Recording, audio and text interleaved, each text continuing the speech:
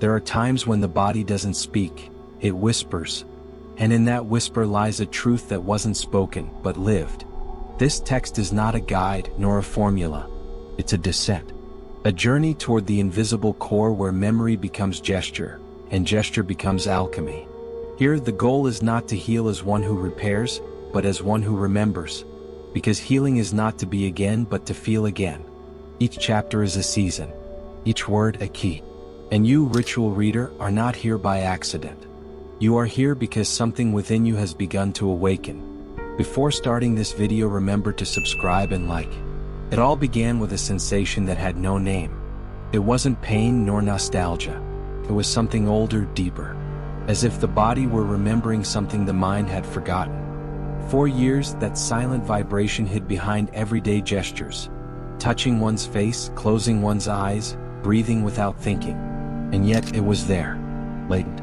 Like a door that had never been opened but had always been there. One day, without warning, that door opened ajar. It wasn't a mystical revelation or a sacred reading. It was fatigue. The weariness of carrying what can't be seen. The desire to stop surviving and start living. Then something was activated. Not in the mind but in the skin. In the nerves. In that invisible map that connects the face with memory, emotion with gesture, wound with ritual. The trigeminal nerve, that secret thread that runs through the face like an underground river, began to speak. Not with words but with pulses, with calls, with shudders that didn't hurt but did reveal. And in that instant the face ceased to be a mask. It became an altar. Each point of contact, the temple, the jaw, the brow, was a bell that resonated deep within. Not to heal but to remember. Remember that the body is not a container but a witness. That every accumulated tension is an untold story. That every repeated gesture is a forgotten prayer. And that by touching your face with awareness, you are not performing an exercise. You are invoking a truth. One that needs no explanation, only presence. Thus began the process. Not as a technique but as a ritual. An intimate, silent, yet powerful ritual. Because when the body begins to speak, there is no turning back. What was once routine becomes ceremony. What was once a reflection becomes revelation. And what was once you becomes something vaster, older, truer. That was the first threshold, the awakening of the face, the beginning of the journey. And although no one saw it from the outside, from the inside it was as if the entire universe had held its breath.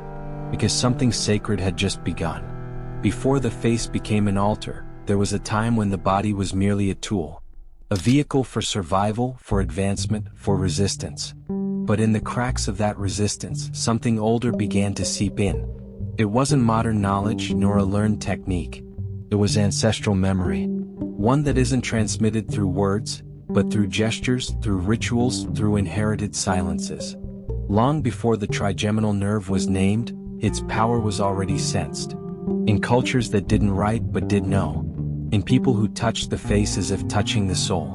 In temples where skin contact was a form of invocation. From Egyptian priestesses who drew lines on the forehead to open inner vision, to Tibetan monks who pressed specific points to awaken dormant energy, the face has always been a map. Not of beauty but of destiny. And on that map, the trigeminal nerve was the river. The channel that connected the visible with the invisible. The physical with the emotional. The human with the divine. It was no coincidence that ritual masks covered precisely those areas. The forehead, the cheeks, the jaw. Because that's where the access was guarded. The threshold. The portal. But over time, that knowledge became covered in dust. Science fragmented it, routine forgot it, and the body became mute. Until something, a loss, a search, an intuition began to stir that dust. And what had seemed forgotten began to vibrate again. It wasn't easy, because remembering hurts. Not because of what you see but because of what you feel. Because when you consciously touch your face, you don't just activate a nerve.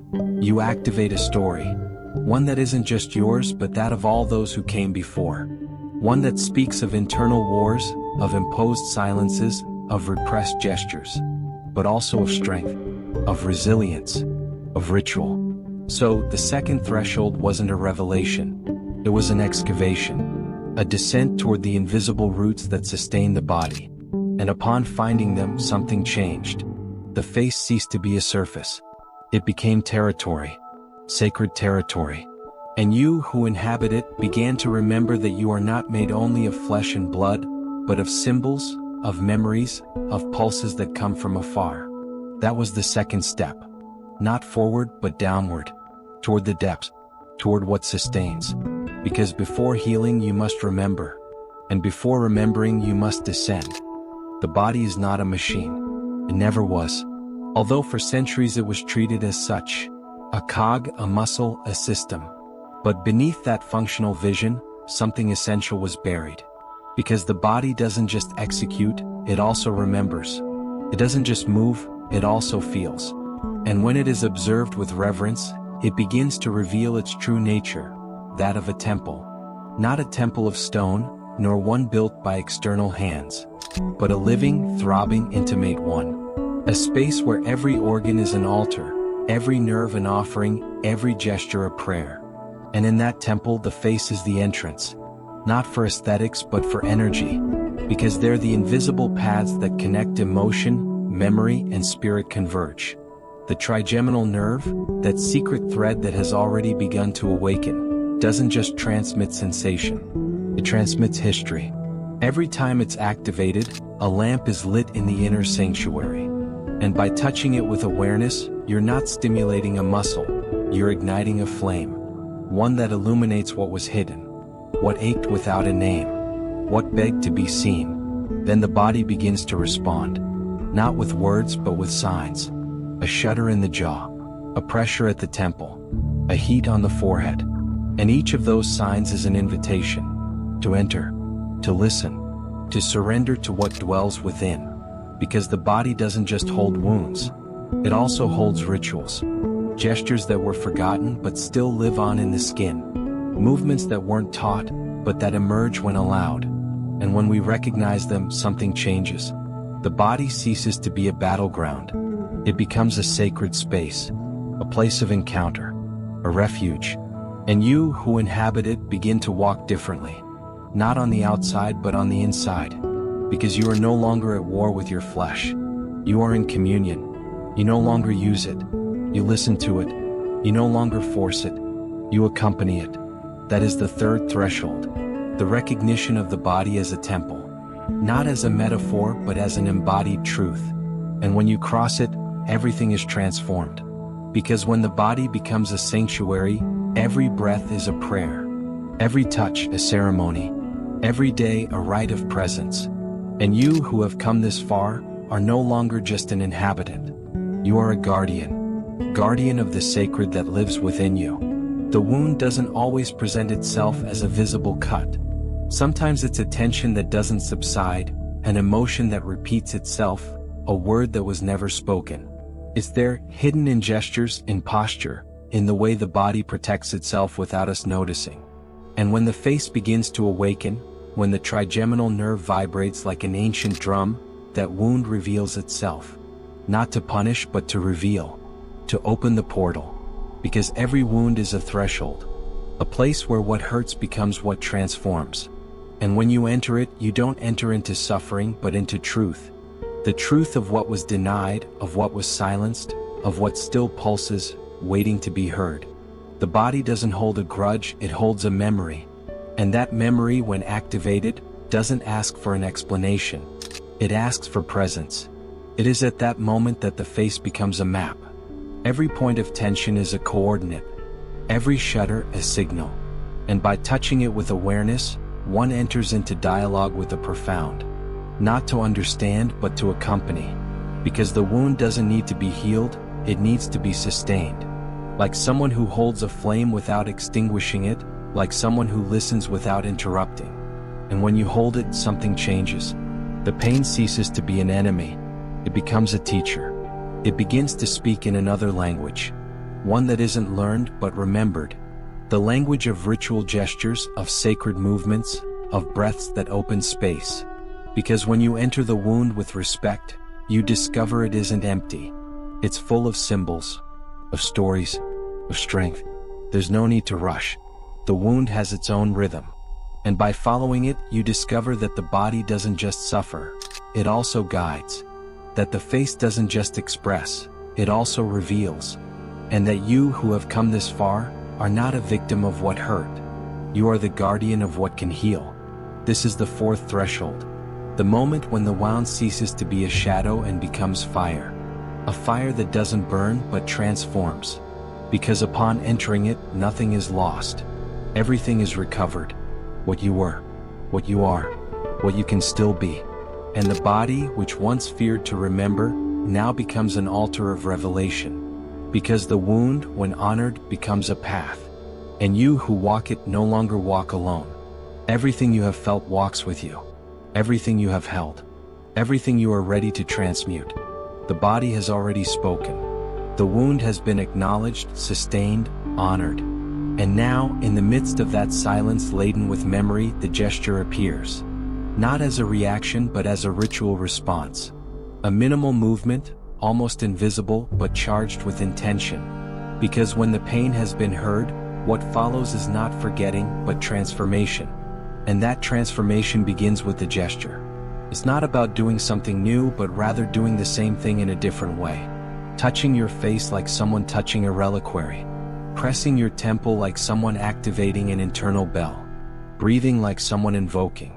Because the ritual gesture doesn't seek to change what you feel, but rather to accompany it. It's a way of telling your body, I'm here. I'm not abandoning you. I'm not demanding of you. I'm holding you. And by repeating that gesture, something opens.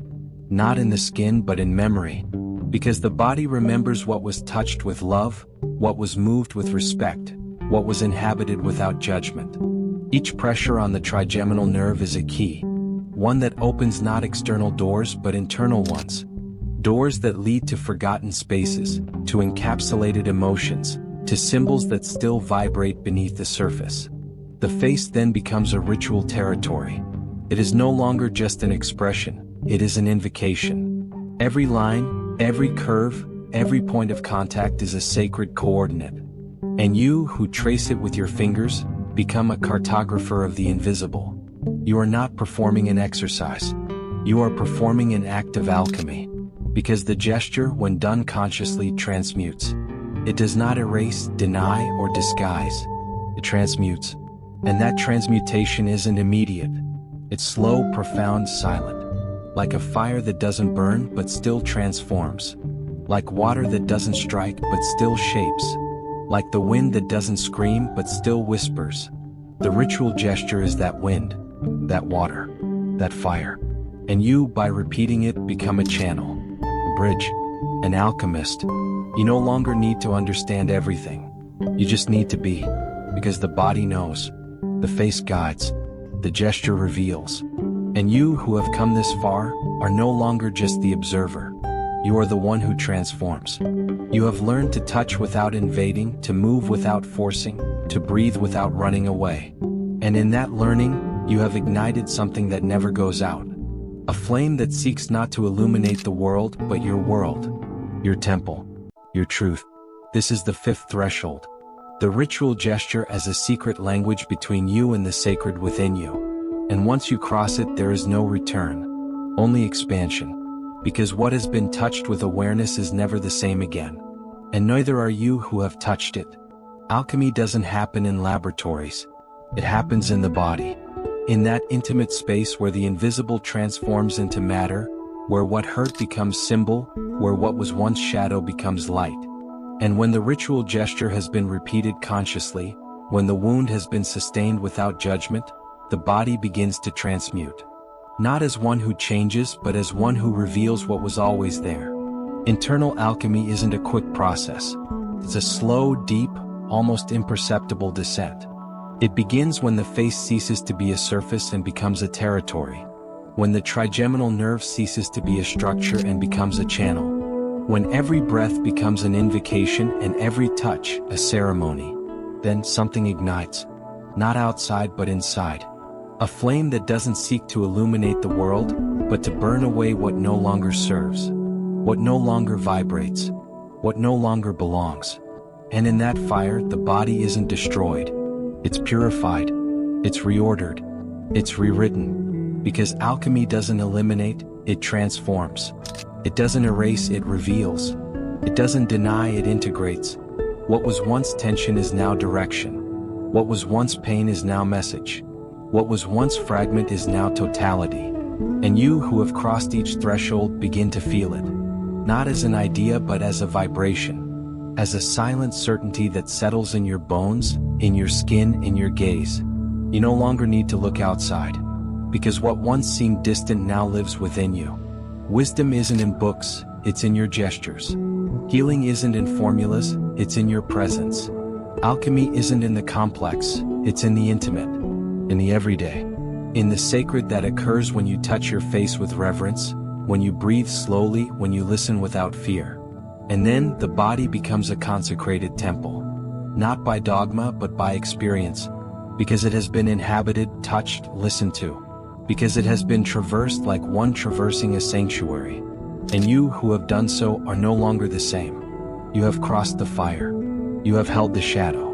You have lit the flame. And now, every gesture you make, every word you say, every silence you sustain, bears the mark of that alchemy. This is the sixth threshold. The moment when the body ceases to be history and becomes a symbol. A language. A ritual. And you who inhabit it, are now an alchemist of the invisible, guardian of the sacred, bearer of a flame that never goes out, because it was lit not by the world but by your own memory, by your own fire, by your own truth.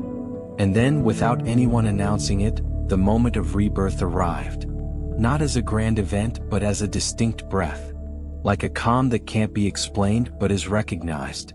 The body, which had been a battleground, now felt like a freshly watered garden. Not because everything was resolved but because something essential had been touched, watered, ignited. There was no longer any need to look for external signs. The face, that map traversed with ritual gestures, now shone from within. Not with visible light but with presence. With a vibration that said, I am here. I am temple. I am memory. I am fire. And you who inhabited it with respect began to walk differently. Not on the outside but on the inside. Because something had been rearranged. Something had awakened. The internal alchemy had done its work. Not as magic but as embodied truth. What was once a fragment was now a whole. What was once a wound was now a symbol. And what was once you was now something vaster. Quieter. More luminous. You didn't need to explain it. It was enough to be. To breathe. To hold. And in this new way of inhabiting you, every gesture became sacred. Not because of its complexity but because of its intention. Touching the face was now an act of communion. Breathing a prayer. Walking an offering. Because the body was no longer just flesh. It was language. It was ritual. It was a testimony to what can be transformed when one listens without haste, without judgment, without fear. This rebirth didn't bring answers. It brought space. Space to feel without fleeing. To remember without pain. To exist without fragmenting. And you who have crossed all thresholds, know there is no turning back. Because what has been touched with awareness can no longer be forgotten. What has been inhabited with reverence can no longer be denied. You are now the guardian of your temple, bearer of your fire, alchemist of your shadow. And although the world continues to spin with noise and haste, you carry within you a flame that never goes out. One that doesn't need to be seen to be real. Because the sacred doesn't scream, it whispers. And you who have learned to listen no longer walk alone. Everything you have awakened walks with you. Everything you have sustained. Everything you have transmuted. This is the closing. Not of the journey but of the cycle. Because healing never ends. It transforms. It expands. It becomes life. And you who have been reborn are now part of that expansion. Silent. Profound. Sacred. Now that you have crossed the 7 thresholds, there is no turning back. Only transformation. What was once a wound is now a symbol. What was once a body is now a temple. And what was once silence is now a secret language between you and the invisible. You don't need to understand everything. Just hold it. Like someone holding a flame without extinguishing it, like someone breathing without fear of the fire that lives within them. You've activated something that cannot be deactivated. You've remembered something that cannot be forgotten. This isn't the end. It's the echo that remains when the ritual has fulfilled its purpose. As always, if you enjoyed this video, don't forget to subscribe and leave a like. See you in the next video.